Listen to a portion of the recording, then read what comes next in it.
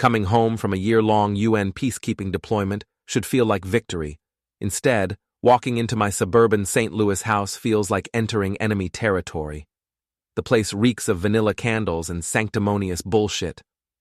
Before we dive deeper into this story, I have one small request.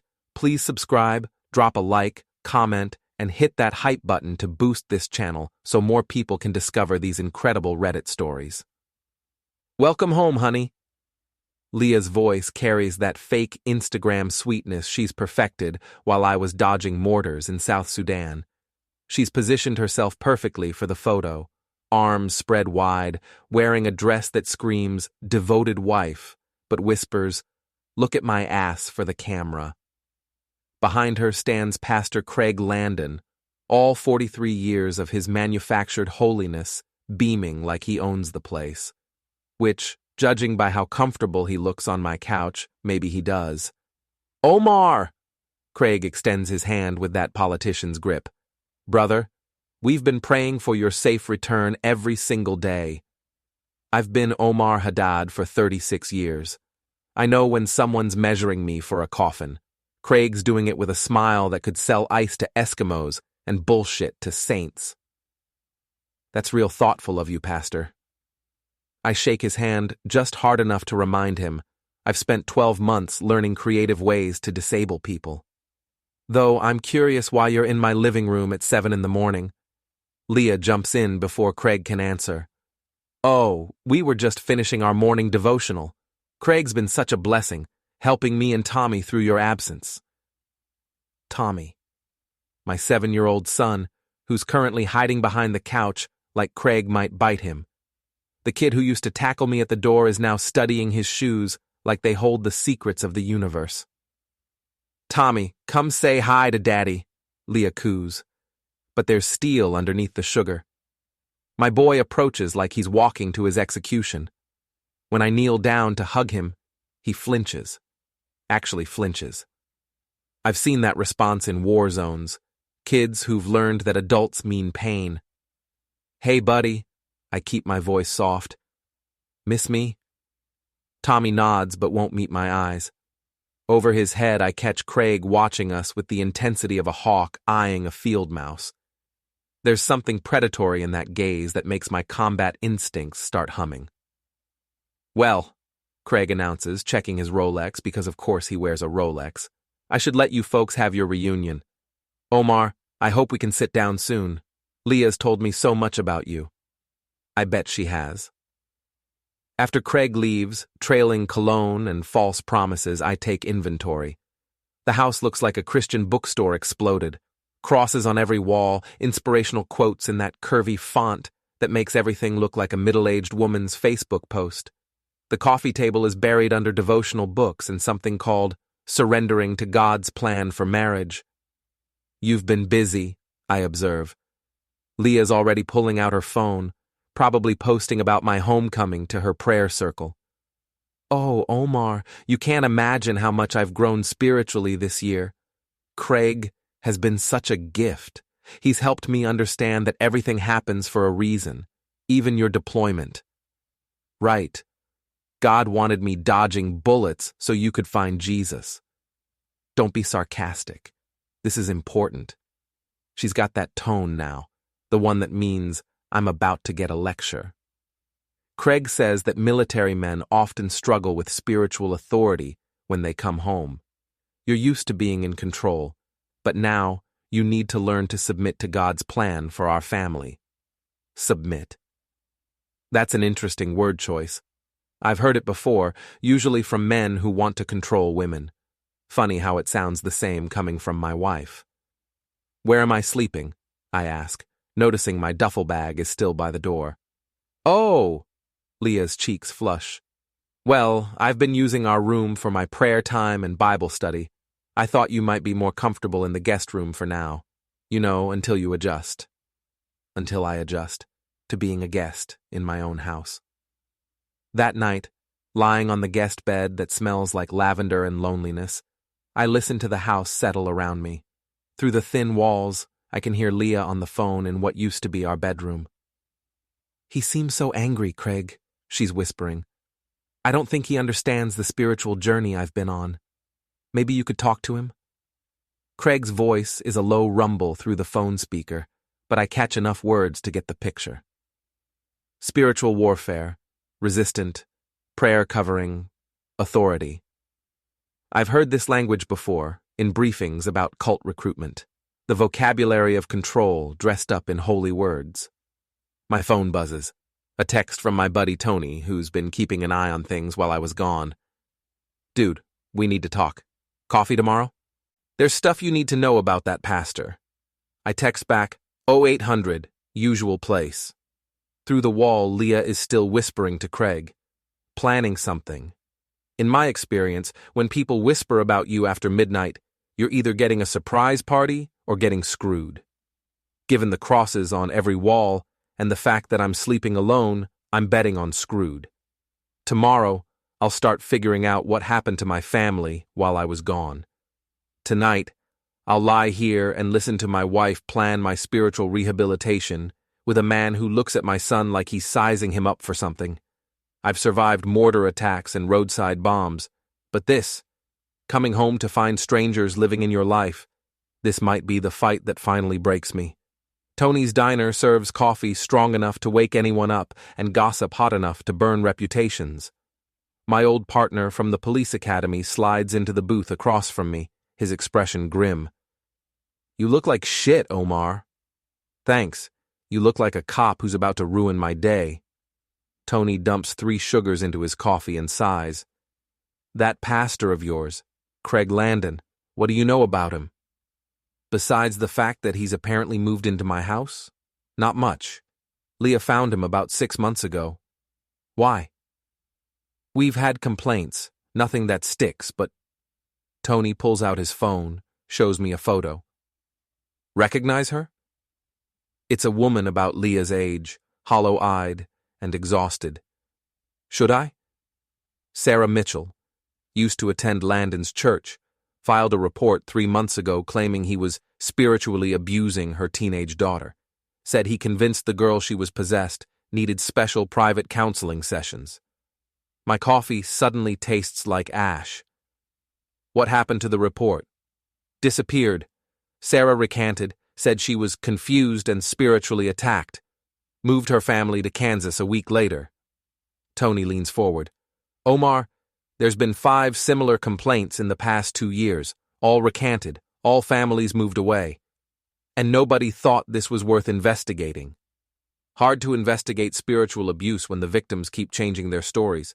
Plus, Landon's got connections. City council, mayor's office, half the police department attends his church. Tony's voice drops, including my captain.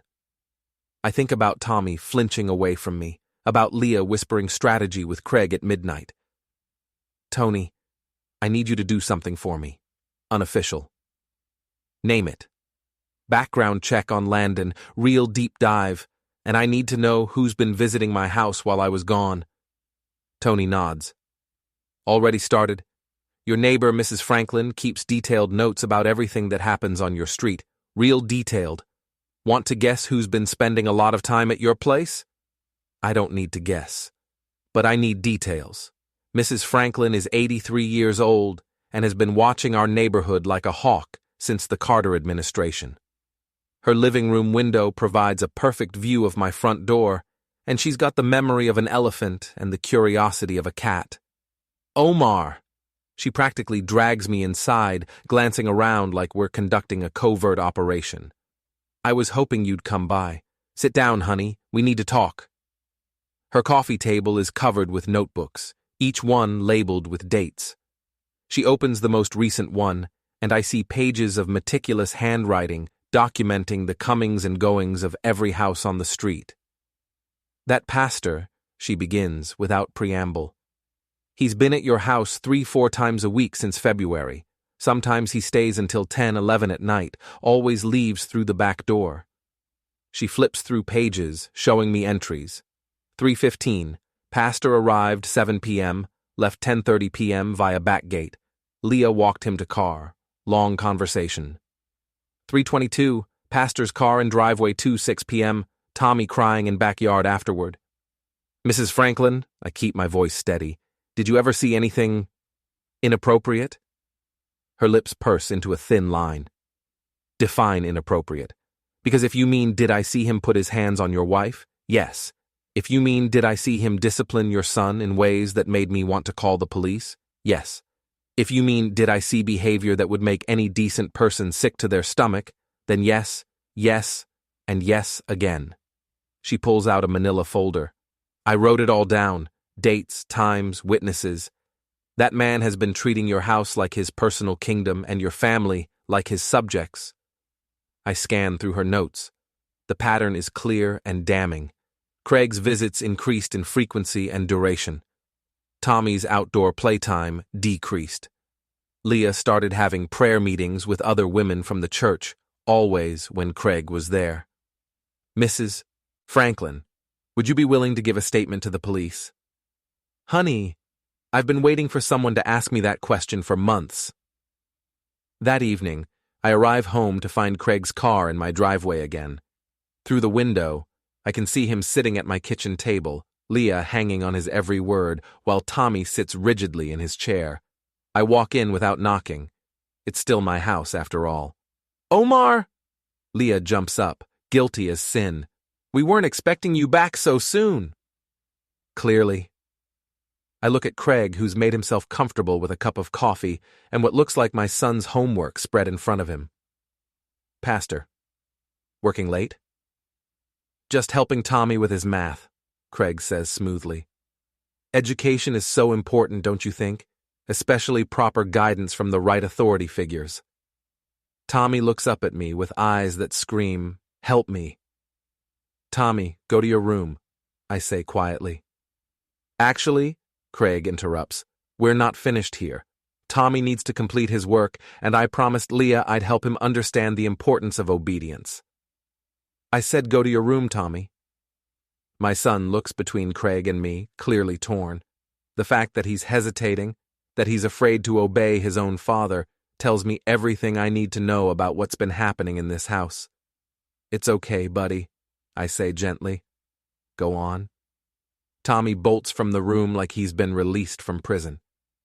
Craig's smile never wavers, but his eyes have gone cold.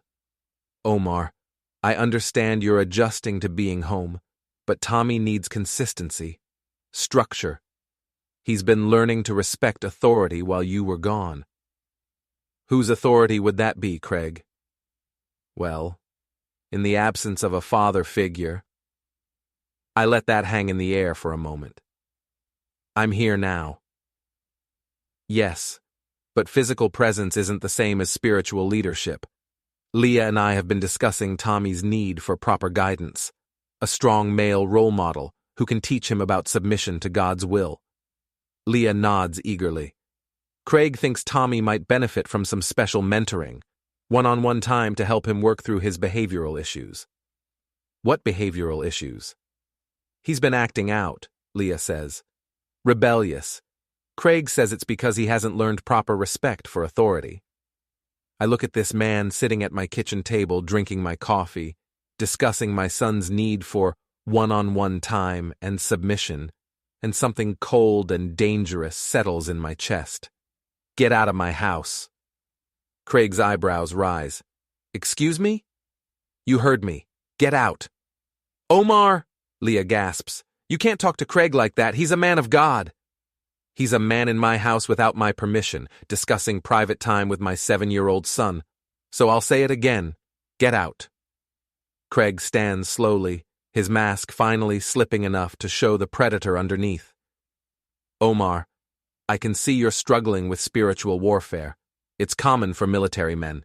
The enemy uses pride and anger to... The enemy, I interrupt, is anyone who thinks they can walk into my house and claim authority over my family. You've got 10 seconds to leave before I help you find the door. For a moment, Craig's facade drops completely. The look he gives me is pure hatred, the expression of a man who's been challenged and doesn't like it. Then the mask slides back into place. I'll be praying for you, Omar, for all of you. He gathers his things with deliberate slowness. Leah, We'll continue our discussion tomorrow. After he leaves, Leah turns on me with fury I haven't seen since our worst fights. How dare you embarrass me like that? Craig has been nothing but helpful, and you treat him like some kind of criminal. Leah, that man has been in our house multiple times a week, spending private time with our son, and you see nothing wrong with that? He's helping Tommy, something you haven't been here to do. I'm here now. Are you? Because it feels like you brought the war home with you. You're paranoid, suspicious, looking for enemies where there aren't any. She crosses her arms, and I see Craig's influence in her posture, her words. Maybe you need help too. Craig says he'd be happy to counsel us together. I bet he would. That night, I lie in the guest room listening to Leah on the phone with Craig again, her voice a low murmur of complaints and justifications.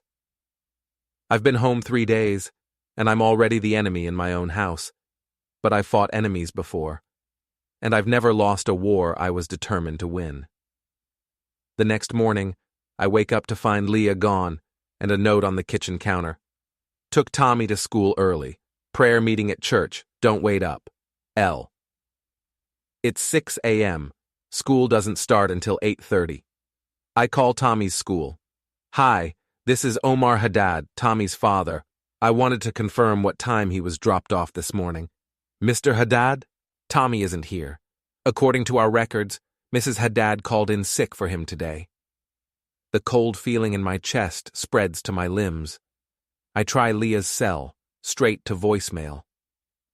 I drive to Craig's church, a massive modern building that looks more like a corporate headquarters than a house of worship. The parking lot is nearly empty except for Craig's BMW and Leah's Honda. I walk through the unlocked front doors, following the sound of voices toward the back of the building. I find them in Craig's office, a room that screams success with its leather furniture and floor-to-ceiling bookshelves. Craig is behind his desk, Leah is in a chair beside him, and Tommy is on a small couch looking miserable. Daddy! Tommy jumps up and runs to me. What's going on here? I scoop up my son, feeling him cling to me like a lifeline. Omar? Craig's voice is carefully controlled. We were just having a family session. Tommy's been having some difficulties adjusting to your return. So you kept him out of school? Sometimes, Leah says, not meeting my eyes. Healing is more important than homework. I look around the office and notice details that make my skin crawl. There's a small bathroom attached to the office, a mini fridge, a couch that converts to a bed.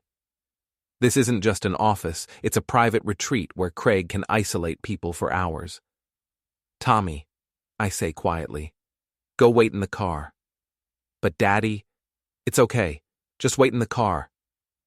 After Tommy leaves, I close the door and turn to face Craig and Leah. Let me be very clear, I begin, my voice steady and low. You will never ever take my son out of school for your sessions again.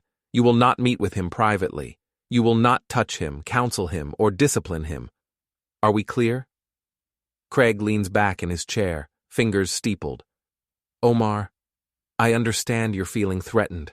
It's natural for a father to feel replaced when he's been absent. But Tommy needs guidance, and frankly, your aggressive behavior suggests you might not be in the right headspace to provide it. My aggressive behavior? The anger, the paranoia, the inability to accept help. These are classic signs of PTSD. I've worked with many military families and you're not working with my family anymore. Leah finally speaks up. Omar, you can't just cut off our spiritual support system because you're uncomfortable. Craig has helped us through the hardest year of our lives. Helped you how exactly? The question hangs in the air. Leah and Craig exchange a look that tells me everything I need to know about their spiritual relationship. I think, Craig says carefully, we should schedule some couples counseling, help you both work through these adjustment issues. The only thing I need to work through is getting you out of my family's life. Craig's mask slips again, just for a second. That would be inadvisable. Tommy has shared some very personal things with me. Disturbing things about his home life, his fears. If those sessions were to end abruptly, he might need other forms of support. Professional intervention, perhaps. The threat is clear. Step back, or Tommy's private conversations become public accusations. Are you threatening me? I'm offering guidance, as a friend. I've had enough. I pull out my phone and start recording. Say that again, Craig. About Tommy needing professional intervention if I don't allow you continued access to him. Craig's face goes white. Turn that off. Why? I thought you were offering friendly guidance. Omar, stop! Leah hisses. You're being ridiculous. Am I? Because it sounds like Craig just threatened to make false reports about our family if I don't let him continue his counseling with our son. That's not what I said. Craig's composure is cracking. You're twisting my words. Then clarify them. On the record. Craig stands up, his face flushed with anger. You have no idea what you're dealing with. This community respects me. They trust me. If I tell them you're an unstable veteran who's threatening his family's spiritual well-being, who do you think they'll believe? I smile, still recording. Probably the guy with the video of you making threats. The silence stretches until Leah breaks it. Turn off the phone, Omar. No. Turn it off now, or I'm calling the police. And telling them what? That your husband recorded your boyfriend threatening him? Leah gasps. Craig's face goes from red to purple. How dare you? Craig snarls. I am a man of God, and I will not be slandered by some paranoid soldier who can't handle his wife finding strength in the Lord. Strength in the Lord or strength in your pants? That's enough, Leah shouts. Omar, you're sick. You need help. Maybe. But I'm not the one keeping 7-year-olds out of school for private sessions with a man who has a bedroom in his office. I stop recording and head for the door. Stay away from my family, Craig. All of them. Or what? Craig's voice follows me. You'll what exactly? Assault a pastor? That'll look great in court. I turn back, and for the first time since I've been home, I smile genuinely. Craig, I spent a year learning creative ways to neutralize threats without leaving marks. But I won't need to lay a finger on you. See, I've got something better than violence. What's that? The truth. And a really good lawyer. I walk out, leaving them to contemplate what that might mean. In the car, Tommy is quiet until we're halfway home. Daddy, are you and Mommy getting divorced? The question hits me like a sniper's bullet, unexpected and devastating. I don't know, buddy. Maybe. Good, he says quietly. I don't like Pastor Craig. He makes me feel scared. Scared how? Tommy is quiet for a long moment. He says God tells him things about me, bad things, and that he has to fix me so God won't be angry. What kind of fixing? He touches me here. Tommy points to his chest, and here, he points to his stomach, and says he's pushing the bad out, but it feels yucky. I pull over to the side of the road, my hands shaking with rage. Tommy, look at me. That man is never going to touch you again, do you understand? Never. Tommy nods, tears in his eyes. Promise? I promise. And I mean it. Whatever it takes, whatever it costs, Craig Landon's days of fixing my son are over. The lawyer's office smells like leather and justice, but Jennifer Walsh looks like she could chew nails and spit out lawsuits. Tony recommended her as the toughest family attorney in the city, and after 20 minutes of hearing my story, she's already making notes. Mr. Haddad, what you're describing is a textbook case of spiritual abuse and possible grooming. The private sessions, the physical contact, the isolation from normal activities, these are classic predatory patterns. Can we get a restraining order? Against the pastor? Possibly. But your wife has legal rights too, and if she's facilitating these interactions... Jennifer sets down her pen. Omar, I need to ask you something difficult. Is there any chance your wife is being manipulated, or is she a willing participant? I think about Leah's defensive anger, her immediate protection of Craig, the way she looked at him in his office. Both, maybe. But willing or not, she's putting Tommy at risk. Then we need to move fast. I'm going to file for emergency custody and a protective order. But you need to understand, this is going to get ugly. Craig has resources, connections. He's not going to go quietly. She's right. By the time I get home, Craig's already made his first move. My front yard is full of cars, and through the window I can see my living room packed with people from Craig's church. I walk in to find what looks like an intervention in progress.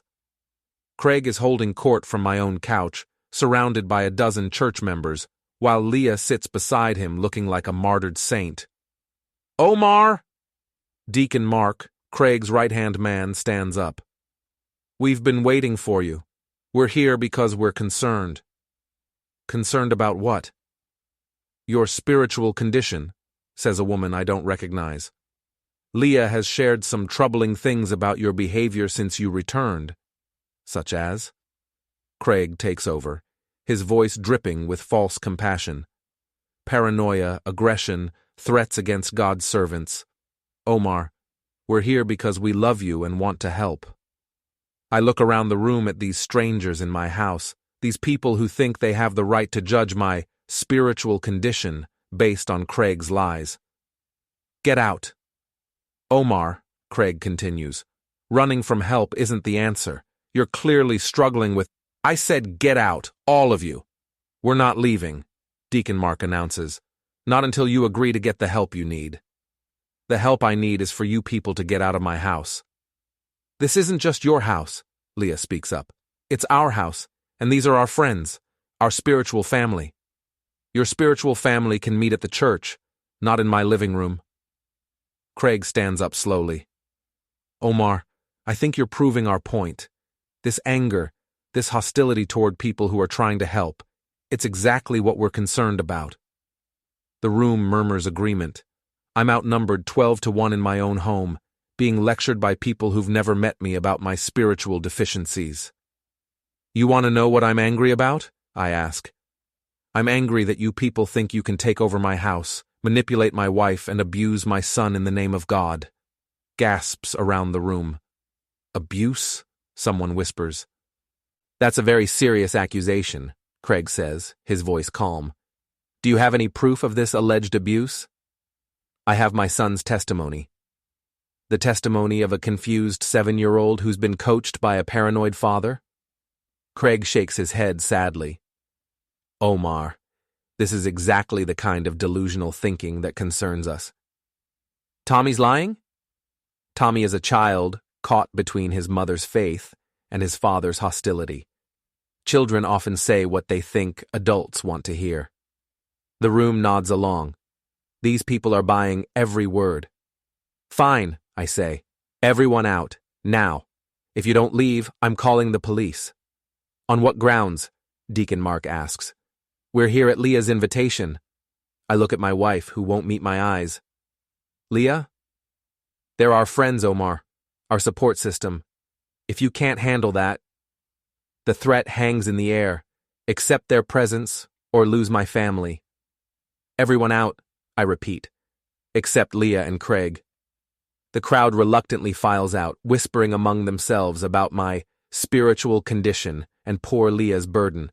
When we're alone, I turn to Craig. You're good, I'll give you that. Turn my own house into a courtroom, make me look like the crazy one. I'm just trying to help a struggling family. By isolating my son and seducing my wife? Omar, Leah gasps. How can you say such things? Because they're true. You think I can't see what's happening here? The late-night phone calls, the private meetings, the way you defend him over your own husband? Leah's face flushes. Craig has been there for me when you weren't. He's helped me grow spiritually, helped me find strength. In his arms, the slap comes fast, but I've been expecting it. Leah's hand cracks across my face and Craig immediately moves to comfort her. It's okay, Leah, he murmurs, pulling her against his chest.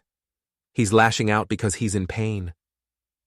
Watching another man comfort my wife in my living room after she slapped me is a special kind of hell, but it also gives me clarity. I want you both out, tonight. This is my house too, Leah says. Then we'll let the lawyers sort it out. But tonight, you choose. Him or me. Leah looks between Craig and me, and I see the moment she makes her decision. I choose God's will for my life. God's will or Craig's? She doesn't answer, but she doesn't need to. Craig's hand on her shoulder, the way she leans into him, it tells me everything. Fine, but Tommy stays with me. Absolutely not, Craig interjects. Tommy needs stability, not an unstable father who makes wild accusations. Tommy needs protection from you. From me? Craig laughs. Omar, I think you need to look in the mirror. You're the one making threats, causing scenes, traumatizing your family with paranoid delusions. Paranoid delusions? What else would you call it? You've convinced yourself that a pastor helping your family is somehow sinister. You're seeing enemies where there are none, creating drama where there's only love and support. He's good. Really good. Making me sound crazy while positioning himself as the victim. Leah, I say quietly, if you leave with him tonight, don't come back. Omar, I mean it. You walk out that door with him, and we're done. Leah looks at Craig, who nods slightly. Permission granted. Then we're done, she whispers. They pack quickly, Leah throwing clothes into suitcases while Craig hovers protectively nearby. I watch from the kitchen, feeling like a stranger in my own life. What about Tommy? I ask as they head for the door. He'll stay with you tonight, Leah says. But Omar, this isn't over. I won't let you keep my son from me because of your mental problems. After they leave, I sit in my living room, surrounded by the debris of my marriage. Tommy appears in his pajamas, looking lost. Where did Mommy go? She went to stay with Pastor Craig for a while. Are you sad, Daddy? I pull him onto my lap. Yeah, buddy, I'm sad. Me too, but also a little happy. Why happy? Because now Pastor Craig can't fix me anymore. I hold my son close and realize that for all the pain of tonight, I've accomplished something important. Tommy is safe. Whatever comes next, whatever Craig and Leah are planning, my boy is safe. It's a small victory. But in war, you take what you can get. The custody hearing is scheduled for Friday, but Craig doesn't wait for legal proceedings to make his next move. Tuesday morning, I wake up to find my car tires slashed and a note tucked under my windshield wiper. Touch not mine anointed, and do my prophets no harm. 1 Samuel 26:9. Biblical threats. Craig's really leaning into the whole man of God persona. I call Tony, who arrives with a crime scene kit and a grim expression. This escalates things, he says, photographing the damage. Religious harassment, destruction of property, we can add this to your restraining order petition. Will it stick? Depends on the judge and how good Craig's lawyer is. I find out Thursday night. Craig's lawyer is very good. Jennifer Walsh calls me at home, her voice tight with frustration. They filed a counter-petition. Craig is claiming you threatened him with violence, that you're suffering from PTSD-induced paranoia, and that Tommy is in danger. That's ridiculous. Maybe. But they have witnesses. 12 church members who were present during what they're calling your violent outburst in your living room. I never touched anyone. They're claiming emotional violence, threatening behavior, and Omar, they have a recording. What recording? Audio of you threatening Craig, something about creative ways to neutralize threats without leaving marks. Son of a bitch recorded our conversation in his office. It gets worse, Jennifer continues. They're asking for supervised visitation only. They want Tommy placed in temporary custody with Leah, and guess who they're recommending as a character witness for her fitness as a parent? Craig. The judge is Marcus Webb. He's fair, but conservative, religious. This could go either way. Friday morning, I walk into the courthouse wearing my dress uniform, every medal and ribbon perfectly positioned.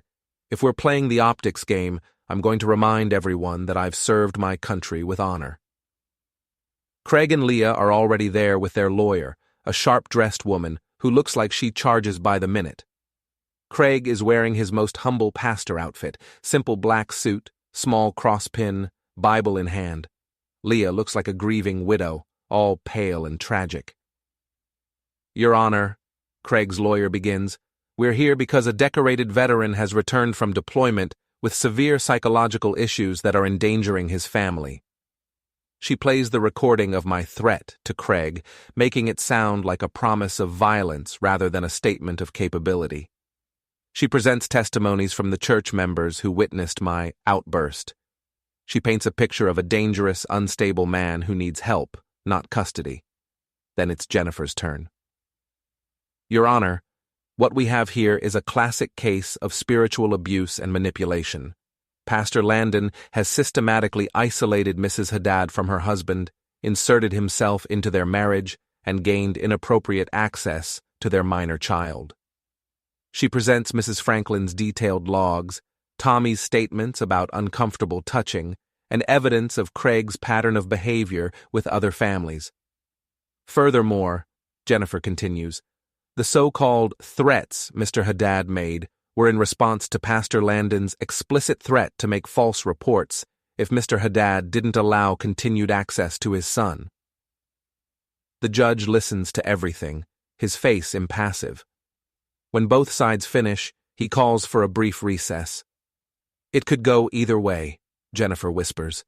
Webb's religious, but he's also a father. The question is whether he sees Craig as a holy man or a predator. When court reconvenes, Judge Webb looks tired. This is a difficult case, he begins.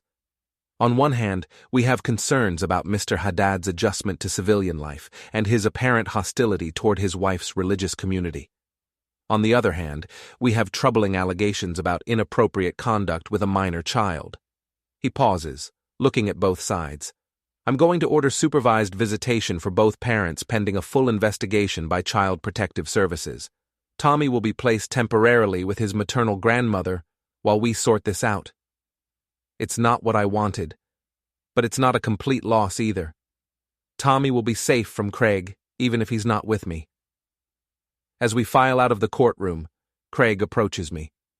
This didn't have to happen, Omar. All of this could have been avoided if you'd just accepted help. Help? Is that what you call seducing my wife and grooming my son? I call it ministry, something you'll never understand. You're right. I'll never understand how a man can use God as an excuse to destroy families. Craig's mask slips, just for a second. Your family was already destroyed. I just helped Leah see it. And Tommy? What was your excuse there? Tommy needed guidance, strong male influence, something he wasn't getting from his father. By touching him inappropriately? I never... Craig catches himself, realizes he's about to admit something. You're sick, Omar. Seeing evil where there's only love. Love? Is that what you call it when you keep a 7-year-old out of school for private sessions? Those sessions were therapeutic. In your office with a bed and a locked door? Craig's face goes white. He realizes I know more than he thought. Stay away from my family, he says quietly. Your family? Last I checked, they were still my wife and son. Not for long. It's a promise, not a threat. Craig fully intends to make Leah and Tommy his permanently. That's not going to happen. That night, I sit in my empty house, planning my next move. The legal system has failed me. The church protects Craig. Even my own wife has chosen him over me. But I learned something important in the military. When conventional tactics fail, you adapt. You find new approaches. You use the enemy's strengths against them. Craig's strength is his reputation, his standing in the community, his image as a holy man. He's built his entire life on that foundation. Time to see how solid that foundation really is. Sunday morning, Craig's megachurch is packed for what he's calling a healing and restoration service, his public response to the attacks on his ministry. The parking lot is full of news vans. Apparently, nothing draws a crowd like a scandal. I'm sitting in the back row, wearing a simple suit and a wire. Tony's in the sound booth. His cousin runs the church's AV system and owed him a favor. Mrs. Franklin is 3 rows up, her notebook ready. Even some of the families who fled Craig's ministry have returned, curious to see how he'll spin this. The service starts with Craig's usual theatrical entrance, but there's something different in his demeanor. Desperate. He knows his empire is cracking. "My friends," he begins, his voice carrying that practiced blend of humility and authority. "We gather today under attack. The enemy has sent his agents to destroy this ministry, to tear apart families, to silence the voice of God." The crowd murmurs agreement. These people want to believe in Craig. They need him to be who he claims to be. But I want you to hear the truth directly from me, not from the lies and accusations of a troubled man who cannot accept his wife's spiritual growth. He's talking about me, of course, painting me as the villain in this story. Omar Haddad returned from military service changed, angry, paranoid, unable to accept that God had moved in his family's life during his absence. Instead of rejoicing in his wife's spiritual maturity, he saw enemies. Instead of thanking God for the pastoral care his son received, he imagined evil. The crowd is eating it up. Craig is a master manipulator, turning his abuse into ministry and my protection of Tommy into persecution. "But we must pray for Brother Omar," Craig continues. "He is a victim of spiritual warfare, blinded by pride and anger, and we must support Sister Leah, who has shown such courage in choosing God's will over her husband's hostility." Leah is sitting in the front row, playing the part of the faithful wife persecuted for her beliefs. She looks radiant, basking in the attention and sympathy. "Now," Craig says, his voice dropping to an intimate whisper that somehow carries to every corner of the sanctuary, "I want to share something personal with you, something that demonstrates God's power to heal and restore."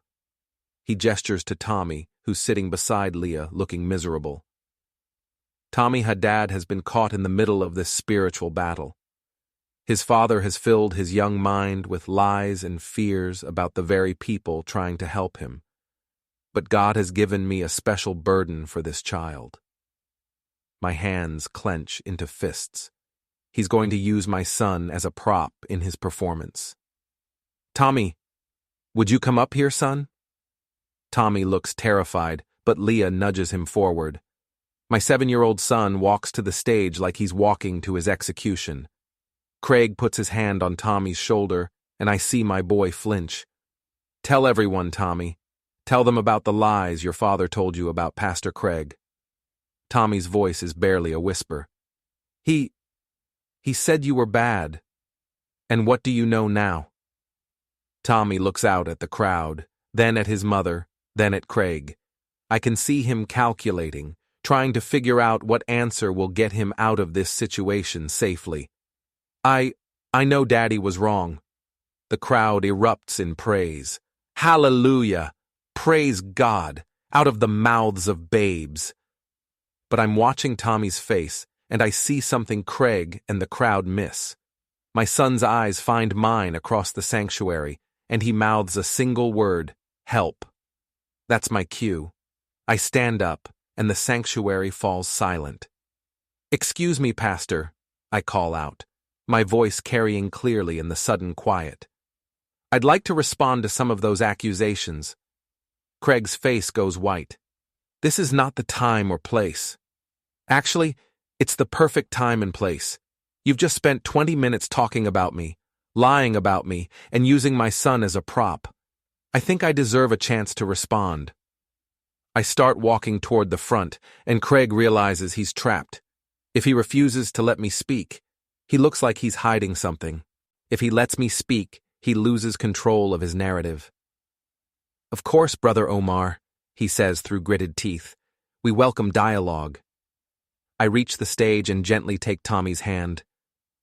"Go sit with Grandma," I whisper, and he practically runs to his grandmother's arms. Now it's just Craig and me, facing off in front of 1,000 people in live streaming cameras. Pastor Craig has painted me as a paranoid, angry veteran who can't accept his wife's spiritual growth, I begin. But I want you to know what really happened. I pull out my phone and connect it to the church's sound system. Tony's cousin has been busy. This is a recording of Pastor Craig threatening me in his office, warning me that if I don't allow him continued private access to my 7-year-old son, he'll make false reports to Child Protective Services. Craig's voice fills the sanctuary. Tommy has shared some very personal things with me, disturbing things about his home life, his fears. If those sessions were to end abruptly, he might need other forms of support, professional intervention perhaps. The crowd shifts uncomfortably. That doesn't sound like pastoral care. And this, I continue, is Pastor Craig admitting that he kept my son out of school for private sessions in his office. An office, by the way, that contains a bed and a locked door. More audio plays. Craig's voice discussing Tommy's need for special mentoring and one-on-one time. The sanctuary is silent now. These people are hearing their beloved pastor in a very different light. But the most important voice in this whole mess, I say, is the one that hasn't been heard, my son's. I play the recording I made of Tommy describing Craig's inappropriate touching, his fear, his confusion about why God's touch felt yucky. The crowd gasps. Someone in the back shouts, "This is outrageous!" But I can't tell if they're outraged at Craig or at me for exposing him. Craig tries to regain control. These recordings are taken out of context. Are they? Let's add some context then. I gesture to Mrs. Franklin, who stands up and begins reading from her notebook. Dates, times, witnesses. A pattern of behavior that spans months. Then I gesture to the back of the sanctuary, where Sarah Mitchell, the woman who fled to Kansas, has just walked in with her teenage daughter. Sarah has something to say about Pastor Craig's ministry methods. Sarah's voice shakes as she describes Craig's manipulation of her daughter, the private sessions, the inappropriate touching, the threats when she tried to pull away. The sanctuary is in chaos now, people shouting, some defending Craig, others demanding answers. Craig is trying to speak, but his voice is lost in the tumult. That's when Leah stands up. "Stop!" she screams. "Just stop! All of you!" The sanctuary falls silent, waiting to see which side she'll choose. "Omar," she says, her voice carrying clearly, "you've destroyed everything. Our marriage, our family, our church home. All because you couldn't handle the fact that I found something you couldn't give me." What's that, Leah?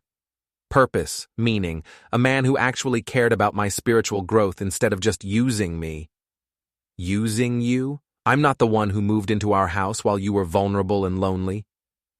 Craig helped me grow. Into what? His mistress?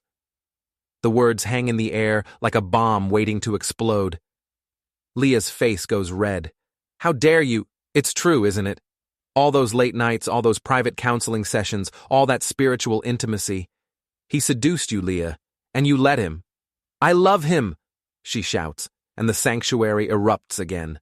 There it is. The truth, finally out in the open. Craig tries to do damage control. "Leah, you're upset." "No." She turns on him now, her composure completely shattered. "I'm tired of hiding.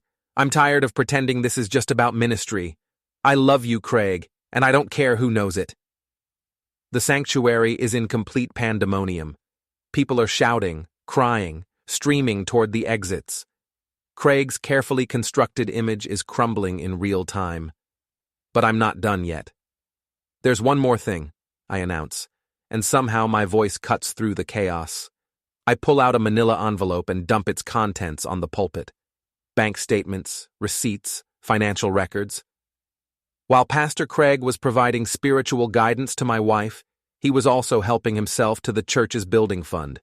$50,000 funneled through fake consulting fees and inflated expense reports. Craig lunges for the documents, but Tony appears on stage. Apparently, he's been waiting in the wings for this moment.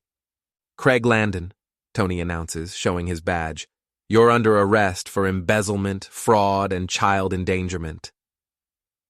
The handcuffs click shut around Craig's wrists, and the sound echoes through the sanctuary like a gunshot. Leah collapses into a pew, sobbing. The congregation is streaming out, their faith in their leader shattered. News cameras are rolling, capturing every moment of Craig's downfall. As Tony leads Craig away, the pastor looks back at me with pure hatred.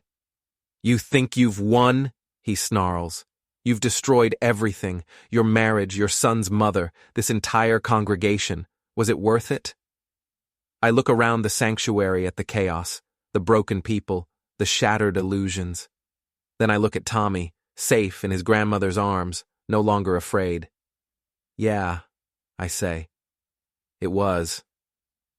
As the sanctuary empties and the news crews pack up their equipment, I sit in the front pew with my son. Leah is gone, disappeared into the crowd of fleeing congregants. Craig is on his way to jail. The church that protected him is in ruins. Tommy looks up at me. "Daddy, is it over?" "Yeah, buddy, it's over." "Good," he says, snuggling against my side. "I didn't like being scared all the time." "You don't have to be scared anymore." Outside, I can hear sirens and shouting, reporters trying to get statements from fleeing church members.